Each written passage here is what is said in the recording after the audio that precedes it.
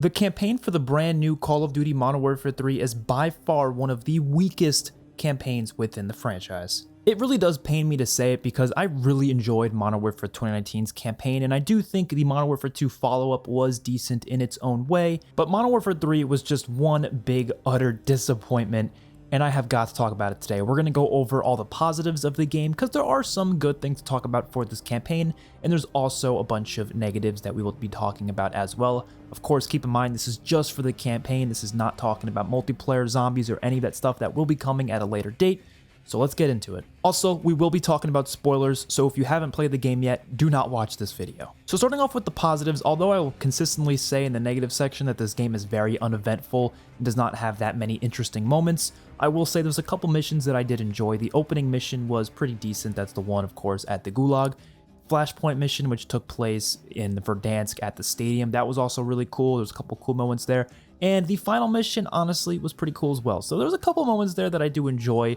So don't act like I think everything in this game was awful. There's definitely some decent missions that were fun and do have some interesting moments to it. And although I do prefer Modern Warfare 2's campaign, I do think this feels like a proper continuation to Modern Warfare 2019, more so than Modern Warfare 2 felt like, because Modern Warfare 2 went in a very different direction with the story and didn't really feel like it connected to that game as much, but this one actually feels much more connected, especially with Farah's character. Farah was far superior in this game than she was in Modern Warfare 2. She was barely in Modern Warfare 2, and I'm not sure if that was because maybe the voice actress wasn't as available as she was maybe for this game, I don't know, but her involvement in this game is really good. She's actually one of the better characters in this game, and I also do like Price in this game, although, you know, he's obviously going to be a badass no matter what, but I do think they actually do a couple of things with this character that are interesting, and I also loved how these characters had to actually work with Shepard and Graves, especially after what happened in the last game.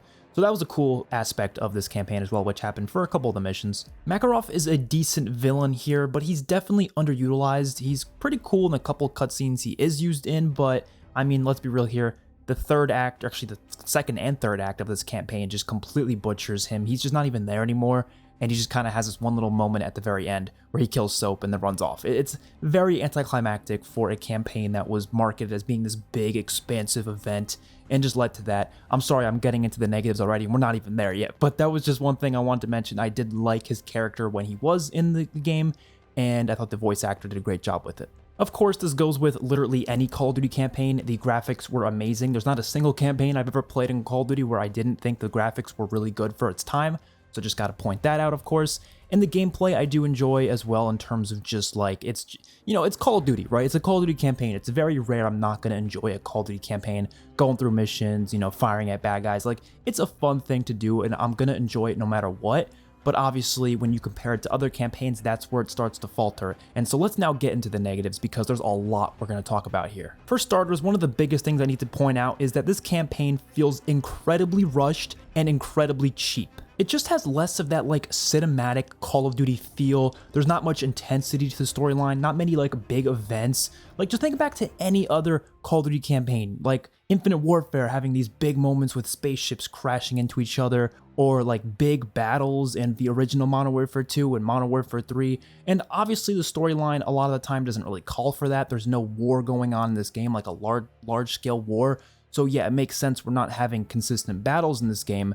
But like, it just feels so small scale and just kind of like plain compared to what a lot of other Call of Duties have to offer. And of course, this being a Modern Warfare game, you would expect some of that from it. And I would say the last two Modern Warfare games in this rebooted trilogy does have more of those moments. There are more moments where you feel more in like a cinematic place. This game doesn't really have that. Yes, like I said, there's some exceptions. Like, I do think the stadium mission was cool, and the whole passenger scene on the plane, which was basically their version of No Russian.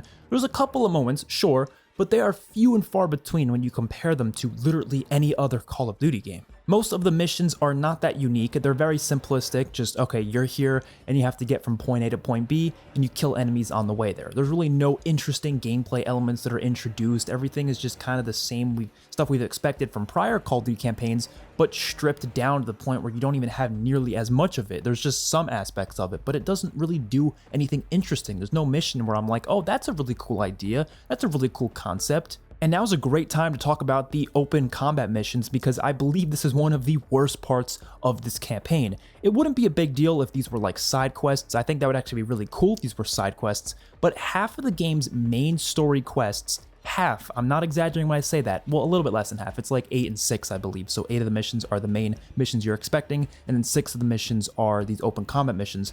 And these are not that enjoyable. Now, they're not bad, don't get me wrong. I'm not like gonna sit here and say they're horrible. Of course, it's Call of Duty, like I said before, I can have fun with them.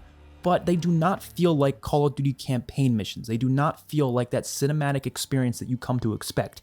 They feel like Spec Ops missions, and that does not belong as half of the Call of Duty's campaign experience. That is insane to me, and it's very clear that they only did this because the game was rushed and they did not have the time to fill out the rest of the game with more missions. These missions feel like filler. They do not feel like they needed to even be here. And even in terms of the story, the stuff you learn in these missions, you could have learned through cutscenes. You don't even need to really go through these. And I'm completely fine with having them again, but only if they were side quests. Because it takes up half of the game's missions, it just feels so cheap. And to make matters worse, the locations for these open combat missions were quite boring. There was like 1 or 2 that was like okay, but most of them were pretty boring. A lot of them were just on either Verdansk or the new Urkistan at Warzone map, which again is just a way for them to reuse assets from Warzone into campaign in order to, you know, cut down on the amount of time it takes for them to actually put this together, which I do not blame the devs for. Do not take any of this video wrong. Like, I'm not saying the devs are bad at what they do.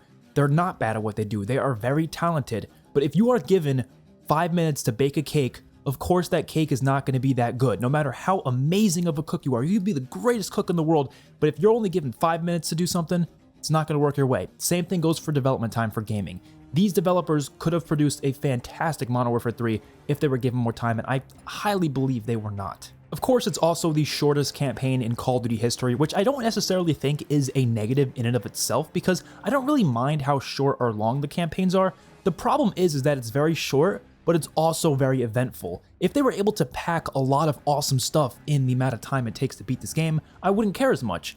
But to be honest, it just felt uneventful for the majority of it, so of course I'm gonna feel underwhelmed by the end of it. And in terms of its characters, like I said, there's a couple characters I did really like in this campaign, but I felt like most of the characters just felt so underdeveloped and underutilized. I mean, Soap, Gaz, Ghost, and Alex basically do nothing in this campaign. Of course, they're there, they're parts of the missions, and they have some dialogue here and there, but none of it adds to their characters at all. There's not a single piece of dialogue from any of them that really feels like it does much for them, except for maybe like, okay, we can say a couple, maybe 1 or 2 lines of dialogue as an exception, but for the most part, these characters are not utilized. There's not much emotion behind them either. Of course, I mentioned there's going to be spoilers in this video before, so of course, when we get to Soap's death, it was just so uneventful, so unemotional. Like, it just doesn't feel like these characters genuinely care about this person.